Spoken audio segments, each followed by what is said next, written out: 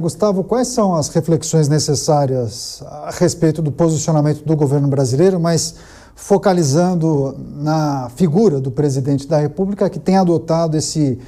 discurso de enfrentamento e tem recebido críticas, porque há observações que tratam de uma certa lentidão na negociação e há um diagnóstico de alguns analistas que entendem que é um cenário, inclusive, cômodo para o governo brasileiro, porque caso aconteça a implementação, entre em vigor a tarifa de 50%, ele teria, inclusive, como apontar para um grupo a autoria ou parte da responsabilidade pelo tal tarifaço. Ou seja, ingredientes que envolveriam já a estratégia eleitoral para 2026. Enfim, que reflexões são necessárias nesse momento? Sabe, Daniel, quando nós derrubamos o Império em 1889, o Brasil adotou a República e, um ano e meio depois, promulgou a primeira Constituição da história republicana, a Constituição de 1891, o velho Rui Barbosa e os próceres da República foram buscar nos Estados Unidos da América a experiência constitucional para moldar o modelo republicano brasileiro, não é? Trouxemos para cá o presidencialismo em substituição ao parlamentarismo, a federação em substituição ao Estado unitário, implementamos o Supremo Tribunal Federal e uma Justiça Federal, adotamos o sistema de freios e contrapesos. Em síntese, desenhamos institucionalmente o Brasil com base no modelo norte-americano. Ora, o que o presidente Lula precisa reverberar hoje? A defesa das instituições constitucionais brasileiras, que são herança das instituições constitucionais norte-americanas, em certa medida. De modo muito gentil, demonstrar que o que o presidente Trump está querendo é a desinstitucionalização do que nós trouxemos lá de fora para cá, moldando um Estado constitucional, tripartite de poderes, baseado no regime democrático, na supremacia da Constituição, enfim, nos valores civilizatórios do mundo ocidental livre. O presidente da República, ele tem que adotar hoje uma postura que é muito difícil, porque, como o próprio presidente Lula, nessa reunião geral dos BRICS, presidida pelo Brasil, sediada aqui no Rio de Janeiro, ele chegou a acenar para uma moeda unificada entre os integrantes dos BRICS, que, se somados, totalizam 39% do produto interno bruto do mundo, para afastar o dólar como moeda base matriz das negociações internacionais entre os países do BRICS. Isso, claro, incendiou um pouco, porque o presidente Trump, obviamente, que não gostou nada disso, do suposto ataque, que não é um ataque, mas do suposto atingimento do dólar como moeda padrão norte-americana de negociações internacionais. O presidente Lula tem que hoje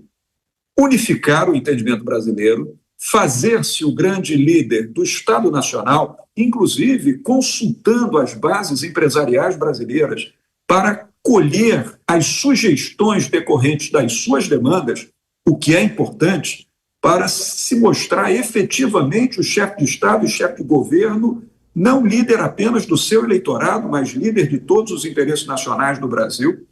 condensar essas manifestações, os desejos, os protestos que o empresariado brasileiro tem diante das perdas sofridas com a iminência da entrada em vigor dessa tarifação desproporcional ditada pelo presidente Donald Trump, e levar as negociações adiante com a sabedoria de quem sabe que o tempo vai passar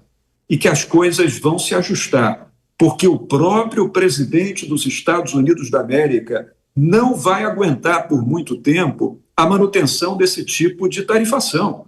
Isso está causando corrosão na própria base que o sustenta na Casa Branca. Não é? Há vozes que falam até impeachment do presidente Donald Trump. Existe uma resignação dentro das bases econômicas, empresariais nos Estados Unidos que não pode ser desconsiderada. O presidente Lula, um probleminha aqui de bateria na minha câmera. O presidente Lula tem que manter a serenidade do discurso, a capacidade de negociação, deixar o tempo correr negociando, porque o tempo vai solucionando gradativamente esse problema ao mesmo tempo, sem negociar, em hipótese qualquer, a independência das nossas instituições.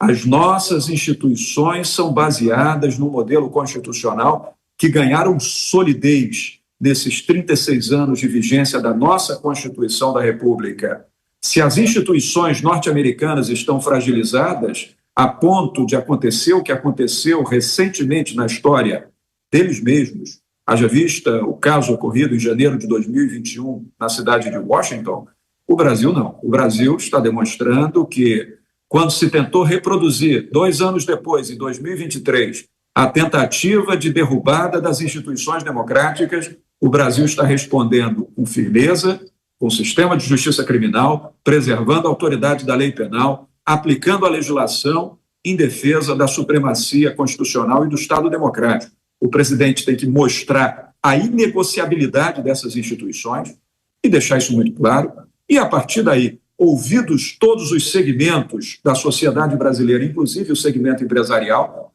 tocar para frente a manutenção da chefia das relações internacionais, contar com o apoio do embaixador Mauro Vieira, que é um homem sério, experiente, dedicado, com muita expertise técnica de trabalho na diplomacia, para esperar esse tempo passar, esse tempo difícil passar, administrando as graves consequências que poderão chegar nesse primeiro momento dentro da economia nacional. Não há muito a fazer. Veja que os Estados Unidos ainda constituem a primeira potência econômica do mundo, já em descenso, mas ainda a primeira potência econômica do mundo, um PIB mais de 10 vezes maior do que o PIB brasileiro e detém 25% do orçamento militar do planeta. Não há muito o que fazer em relação a isso, senão manter